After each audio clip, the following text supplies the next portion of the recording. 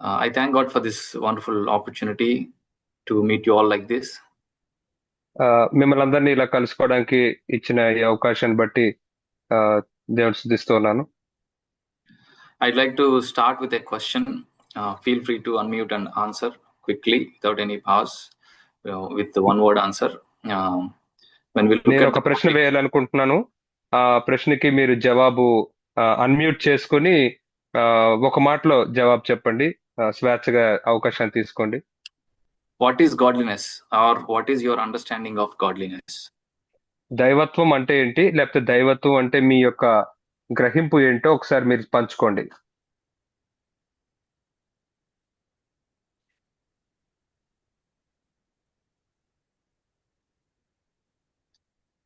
Okay, so we may have different understandings. మనకి వేరు వేరు గ్రహింపులు ఉండొచ్చు దాని గురించి. We may think godliness means holiness. మనం దైవత్వం అంటే పరిశుద్ధతను అనుకోవచ్చు, or Christ likeness, లేదా క్రీస్తులాగా ఉండడం అనుకోవచ్చు, or victory over sin. లేదా పాపం మీద జయం అని అనుకోవచ్చు. All these are included in that, ఇవన్నీ కూడా అందులో ఇమిడి ఉంటాయి. but it is more than all these things. వీటన్నిటికంటే కూడా అది ఇంకా ఉన్నతమైనది దైవికంగా ఉండడం అనేది.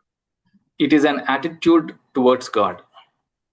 అది దేవుని ఎడల ఉండే వైఖరి దైవికంగా ఉండడం. It is a personal inward attitude towards God that brings out all these godlike character traits in me. అయితే అంతరంగంలో దేవుని ఎడల ఉండే నా యొక్క వైఖరే ఈ యొక్క దైవికమైన లక్షణాలన్నింటినీ బయటకు తీసుకొస్తూ ఉంటుంది. For example, there are many such attitudes. I can have fear of God, which keeps me from sinning. అందులో చాలా రకాల వైఖరులు ఉంటూ ఉంటాయి. అందులో ఒకటి దేవుని యొక్క భయం. ఆ దేవుని యొక్క భయం నేను పాపం చేయకుండా నన్ను కాపాడుతూ ఉంటుంది. I can have love towards God, which makes me obey His commandments. దేవుని ఎడల నేను ప్రేమను కలిగి ఉండగలను, అది నన్ను ఆయన ఆజ్ఞలకు విధేయత చూపించేటట్లు చేస్తుంది. So combining all these attitudes in a simple words, we can say it is devotion to God. వీటన్నిటిని కలిపి ఒక మాటలో చెప్పుకున్నట్లయితే దేవుని ఎడల ఉండే భక్తి, or God centeredness, లేదా దేవుణ్ణి కేంద్రంగా కలిగి ఉండటం. Devotion to God is not that your time of Bible study in the morning. దేవుని ఎడల భక్తి కలిగి ఉండడం అంటే ఉదయకాలం నువ్వు చేసే బైబిల్ చదువుతూ గడిపే సమయం కాదు.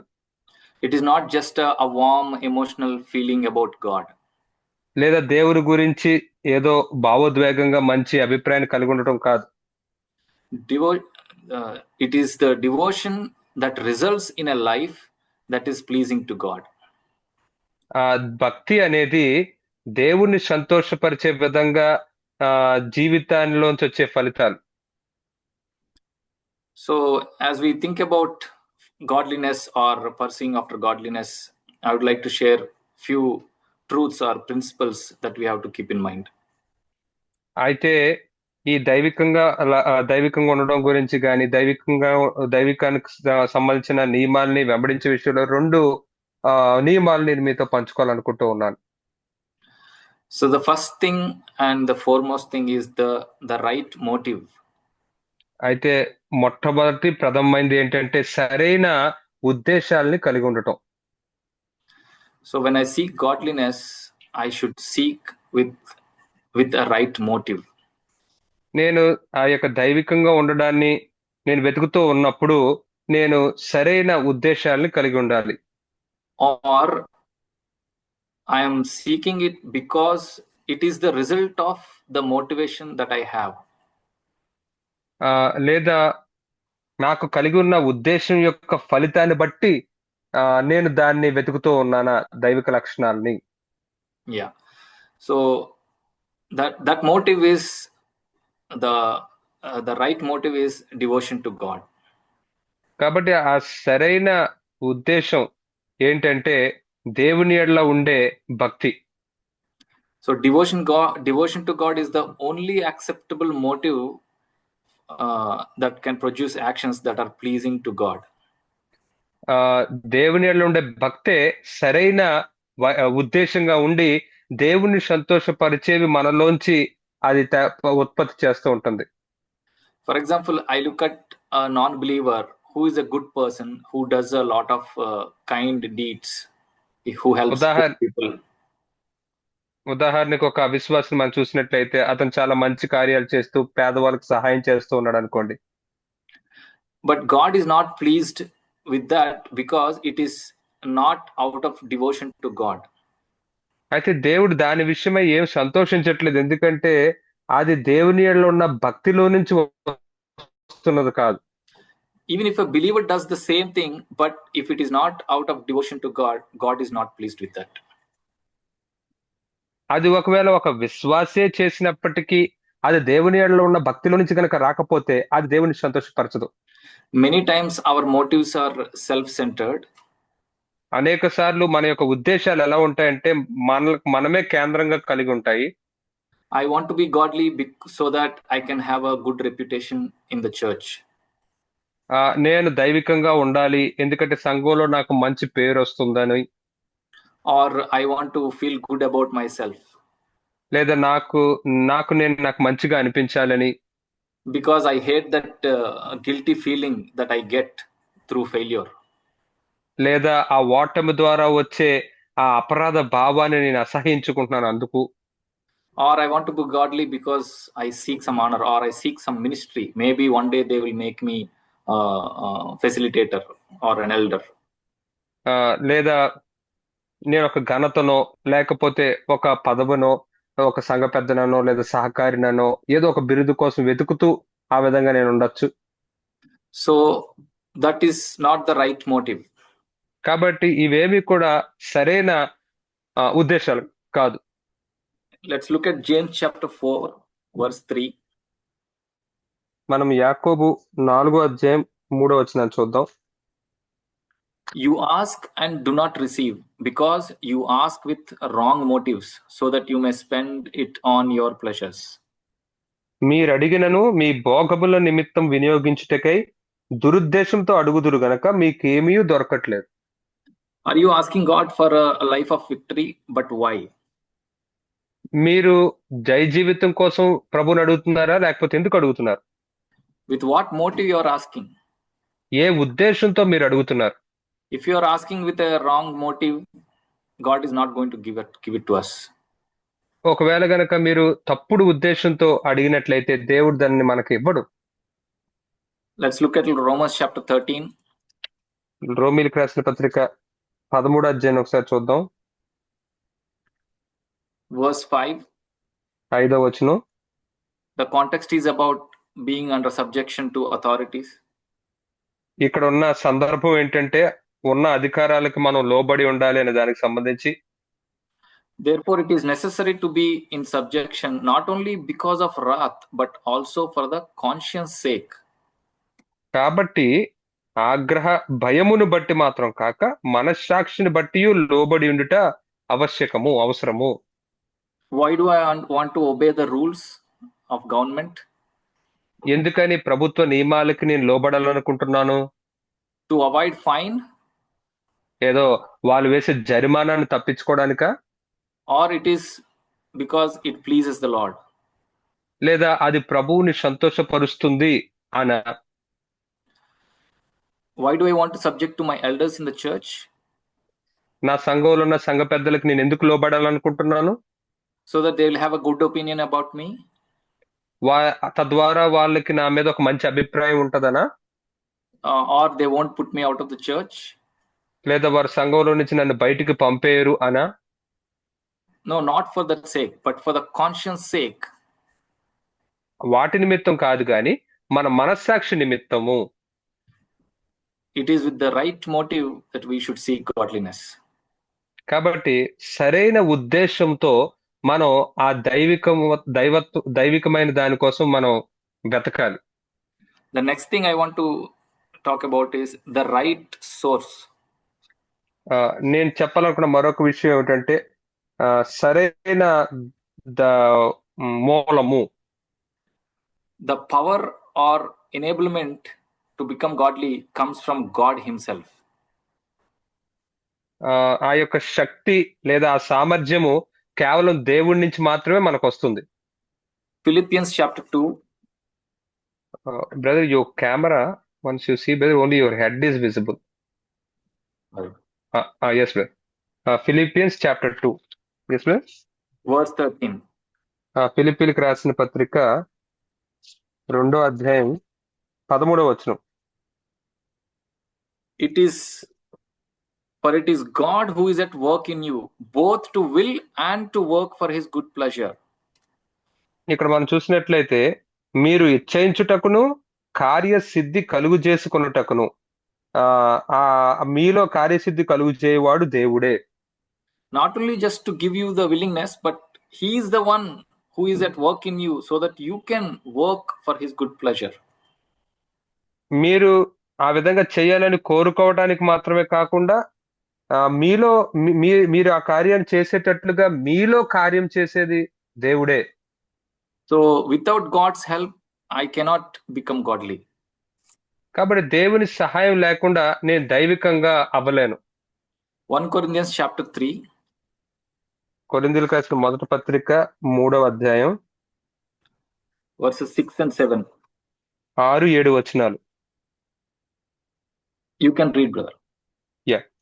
కాబట్టి వృద్ధి కలుగజేయు దేవునిలోనే గాని నాటువానిలోనైనను నీళ్లు పోయేవానిలోనైనను ఏమీ లేదు. నాటువాడును నీళ్లు పోయేవాడును ఒక్కటే. ప్రతివాడు తాను చేసిన కష్టము కొలది జీతం పుచ్చుకొనును. So then neither the one who plants nor the one who waters is anything, but God who causes the growth. God is the one who causes the growth. కాబట్టి ఇక్కడ నాటువాడు గాని నీళ్లు పోసేవాడిలో గాని ఏమీ లేదు, కానీ ఆ యొక్క ఎదుగుదలని ఆ యొక్క వృద్ధిని కలుగు చేసేది దేవుడే. See, we have many people like Paul and Apollos who water us. చూడండి, మనకి పౌలు లాంటి అపోలో లాంటి వారిని మనం అనేక మంది మనకు నీళ్లు పోసేవారిని మనం కలిగి ఉంటున్నాం. We have youth conferences, youth meetings. So we won't become godly through their meetings. కాబట్టి మనకి యవనస్తుల కూడికలు, యవనస్తుల సమాజ కూడికలు ఉంటూ ఉన్నాయి. వీటి ద్వారా మనం దైవికంగా అవ్వలేము. We can be watered through all these meetings, but God is the one who will cause the growth ultimately. అయితే ఈ యొక్క కూడికలన్నిటి ద్వారా మనకు నీళ్లు పోయబడతాయి, కానీ చివరికి మనలో ఆ దైవికమైన దాన్ని తీసుకొచ్చేది మాత్రం దేవుడే. Let's take one example. We know Peter walked on water. ఒక ఉదాహరణ మనం తీసుకుందాం. మనకు తెలుసు పేతురు నీటి మీద నడిచాడు అని. So today if I want to walk on water, is it possible? We all know it is impossible. అయితే ఈ రోజు నేను నీటి మీద నడవాలి అంటే నాకు సాధ్యమేనా? మనందరికీ తెలుసు అది సాధ్యం కాదని. It is unnatural thing. అది స్వభావానికి, ప్రకృతికి విరుద్ధమైంది. Unless some miracle happens, I cannot walk on water. ఏదో ఒక ఆశ్చర్యకార్యం జరిగితే తప్ప నేను నీటి మీద నడవలేను. It is so foolish to think that I can become godly without God working in my heart. అలాగే దేవుడు నా హృదయంలో పని చేయకుండా నేను దైవికంగా అయిపోగలను అని అనుకోవడం చాలా బుద్ధిహీనత. It's like thinking, yes, I can walk on water with my own. అది ఎలా ఉంటదంటే నా సొంత శక్తితో నేను నీటి మీద నడిచేయగలను అనుకున్నట్లు ఉంటుంది. You know, Jesus said when somebody came to him and addressed him as a good teacher, he said, why do you call me good? There is no one good but God. ఎవరో ఒకరు వచ్చి యేసయ్యని సద్బోధకుడా అని పిలిచినప్పుడు యేసయ్య ఆ వ్యక్తి అంటున్నాడు, నన్ను ఎందుకు మంచి బోధకుడు అని పిలుస్తున్నావు? దేవుడు తప్ప ఇంకెవరు మంచివారు కాదని చెప్పాడు. So the only source of good or godliness is God himself, the Holy Spirit. కాబట్టి ఆ మంచికి సంబంధించిన మూలము కేవలం దేవుళ్ళలో మాత్రమే, పరిశుద్ధాత్ముడు మాత్రమే ఉంది. So I want to move on to the third one. It is the responsibility. అయితే మూడో విషయం దగ్గరికి నేను వెళ్ళాలనుకుంటున్నాను, అదేంటంటే బాధ్యత. So we saw that it is only God who has to work out godliness in us, but that doesn't mean I don't have any responsibility. అయితే ఇప్పుడు మనం చూసాం మనలో కార్యం చేయాల్సింది దేవుడే అని. అయితే దాని అర్థం నాకేం బాధ్యత లేదు అని కాదు. It is my responsibility to display that godly character. అయితే ఆ దైవికమైన వ్యక్తిత్వాన్ని కనుపరచవలసిన బాధ్యత నా మీదే ఉంది. For example, Jesus enabled Peter to walk on water, but it was Peter himself who had to walk on water. ఉదాహరణకి నీటి మీద నడిచే సామర్థ్యానికి పేతురుకి ఇచ్చింది దేవుడే అయినప్పటికీ పేతురే వచ్చి నీటి మీద నడవాలి. Jesus can't walk for Peter. పేతురు కోసం యేసయ్య నీటి మీద నడవలేడు. So it is my responsibility to display these godly characters. కాబట్టి ఈ దైవికమైన ఈ లక్షణాలని కనుపరచవలసిన బాధ్యత నా మీదే ఉంది. If you look at Galatians chapter 5 verses 22-23, there is fruit of the spirit mentioned there, many traits there. గలతీయులకు రాసిన పత్రిక 5వ అధ్యాయం 22-23 వచనాలు మనం చూసినట్లయితే ఆ యొక్క ఆత్మ యొక్క ఫలాలు అక్కడ అనేకమైనవి అక్కడ ప్రస్తావించబడ్డాయి. But for every one of those traits, there are other passages that command us to exhibit them. అయితే ఆ లక్షణాల్లో ఆ ఫలాల్లో ప్రతిదానికి కూడా వేరే లేఖన భాగాలు కూడా ఉన్నాయి. అవి ఏం చెప్తున్నాయంటే వాటిని చూపించాలి అని. For example, if I take peace, in Bible we are commanded to pursue peace in Hebrews chapter 12. ఒక ఉదాహరణకి మనం సమాధానాన్ని తీసుకున్నట్లయితే మనం సమాధానాన్ని వెంటాడాలని హెబ్రీయులకు రాసిన పత్రిక 12వ అధ్యాయంలో మనకు చెప్పబడింది. If we consider joy as the fruit of the spirit, we are commanded to rejoice in the Lord at the same time. ఆత్మ యొక్క ఫలముగా ఆనందం చెప్పబడినప్పుడు మనం ప్రభువునందు ఆనందిస్తూ ఉండాలని మనకు ఆజ్ఞాపించబడింది. If I consider gentleness, it says in Philippians 4 again, let your gentle spirit be known to all men. ఉదాహరణకి మనం సాత్వికాన్ని గనక పరిగణించినట్లయితే ఫిలిప్పీయులకు రాసిన పత్రిక 4వ అధ్యాయంలోనే మరలా మీ యొక్క సాత్వికమును జనులకు కనుపరచుడి అని ఉంది. So I have a responsibility to pursue after these things. కాబట్టి వీటి వెనకాల నేను వీటిని వెంబడించు అనే బాధ్యత నాకుంది.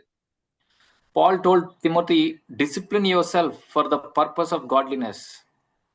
పౌలు తిమోతితో ఏమని చెప్పాడంటే దైవికమైన లక్షణాల నిమిత్తం నువ్వు క్రమశిక్షణలో పెట్టుకో అని చెప్పాడు. And he said about himself, I discipline my body and make it my slave, and I run in such a way as not without aim. తన గురించి తాను పౌలు చెప్తే ఏమన్నాడంటే నా యొక్క శరీరమును నేను నలగొట్టి దాని క్రమశిక్షణలో పెట్టుకుంటూ ఉన్నాను, నేను గురి లేని వాని వలె నేను పరిగెత్తట్లేదు అని చెప్పాడు. I don't just leave everything in God's hands, but I discipline my body. నేను సమస్తమును ఏదో దేవుని చేతుల్లో వదిలేయట్లేదు కానీ నేను నా శరీరమును క్రమశిక్షణలో పెట్టుకుంటూ ఉన్నాను. I have to discipline myself to study God's word, to spend time with brothers and sisters, godly brothers. దేవుని యొక్క వాక్యాన్ని చదివే విషయంలో నేను క్రమశిక్షణ కలిగి ఉండాలి. సహోదరులతో సమయం గడిపే విషయంలో నేను ఒక క్రమశిక్షణ కలిగి ఉండాలి. So I have a responsibility. కాబట్టి నాకంటూ ఒక బాధ్యత ఉంది. The fourth thing I want to mention briefly is the growth in godliness is progressive and it is never ending. నాలుగో విషయం నేను చెప్పాలనుకుంటుంది ఏంటంటే ఈ దైవికమైన విషయం అనేది ఎదుగుతూ ఉంటుంది, దానికి అంతం అంటూ ఉండదు. So I met many young brothers who are discouraged, mainly they saying that, brother, I am falling in this area many times. మరి నేను చాలా సార్లు యవనస్తుల్ని ఎటువంటి వారిని కలిశానంటే వారు ఏమని చెప్తుంటారంటే సహోదరుడా నేను పలానా విషయంలో మరలా పడిపోతూ ఉన్నాను కాబట్టి నేను నిరుత్సాహపడుతూ ఉన్నానని చెప్తూ ఉంటారు. Even I used to be like that. నేను కూడా ఆ విధంగానే ఉండేవాడిని. So today I hear a stirring message about obeying God, being godly, and tomorrow I'll expect that to manifest in my life. మరి ఈ దినం గనక నన్ను చాలా ప్రేరేపించే వర్తమానం ఏదైతే నేను విధేయత చూపించాలి దేవునికి, దైవికమైన లక్షణాలను వెంబడించాలని విన్నప్పుడు రేపటి దినం నేను దాన్ని ఎంతగానో ఆశిస్తూ ఉంటాను ఆ విధంగా జీవించాలని. But it won't happen overnight. When it doesn't happen, I get discouraged. అది రాత్రికి రాత్రి జరిగిపోదు. అలా జరగనప్పుడు నేను ఎంతో నిరుత్సాహపడిపోతూ ఉండేవాడిని. So I have to remember that it won't happen overnight. It might take time in the beginning. కాబట్టి నేను గుర్తుంచుకోవాల్సిన విషయం ఏమిటంటే అది రాత్రికి రాత్రికి జరిగిపోయేది కాదు, అది కొంత సమయం పడుతుంది, నేను ఆరంభంలో ఉన్నాను అని. It is taught to us in in the first page of the Bible. అది మనకు బైబిల్ యొక్క మొదటి పేజీలోనే బోధించబడింది. We see in Genesis chapter 1 that God did not make the whole creation at the same time. మనం ఏం చూస్తామంటే దేవుడు సృష్టి మొత్తాన్ని ఒకే సమయంలో చేసేలేదు. He took 6 days. దానికి 6 రోజులు పట్టింది. So at the end he said it's all very good. ముగింపులో ఆయన ఏమన్నాడంటే అదంతా చాలా మంచిగా ఉంది అన్నాడు. So we won't become godly overnight. కాబట్టి మనం రాత్రికి రాత్రే దైవికంగా అయిపోము. We have to remember that it is also progressive and we cannot stop. కాబట్టి మనం ఇంకా గుర్తుంచుకోవాల్సిన విషయం ఏమిటంటే అది ఆ విధంగా ఎదుగుతూ ఉంటుంది. దాన్ని మనం ఆపలేము. So other day one brother asked, when can I be complacent? ఇంకొక దినాన్ని ఒక సహోదరుడు నన్ను అడుగుతూ ఉన్నాడు, నేను ఇంకెప్పుడు తృప్తి పడిపోవచ్చు సహోదరుడా అని. We can never be complacent. Only when we become like Christ only we can think about being complacent. కాబట్టి మనం ఎప్పటికీ తృప్తి పడలేము. కేవలం మనం యేసేలాగా అయిపోయినప్పుడు మాత్రమే తృప్తి పడొచ్చు. Paul said, I leave behind but press on toward what lies ahead. మరి పౌలు చెప్తూ ఉన్నాడు, నా వెనుక ఉన్నవి మరిచి నా ముందున్న వాటి కోసం నేను కొనసాగిపోతూ ఉన్నాను అని చెప్పాడు. So the first thing that you have to overcome is discouragement. Don't get discouraged when you encounter failure in your life. కాబట్టి మొట్టమొదటి విషయం మీరు జయించవలసింది నిరుత్సాహము. నిరుత్సాహం I believe that is the first thing you have to overcome in your life. కాబట్టి మీ జీవితంలో మీరు జయించవలసిన మొట్టమొదటి విషయం ఇదే. So I hope you have been blessed by knowing all these 4 things. The first thing is right motive.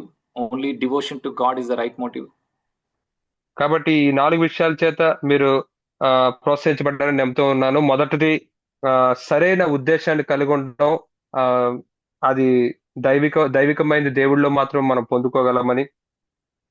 The second one is the right source, that is the Holy Spirit. రెండవది సరైన మూలము, అది పరిశుద్ధాత్ముడు మాత్రమే. The third thing, we have a responsibility to become godly.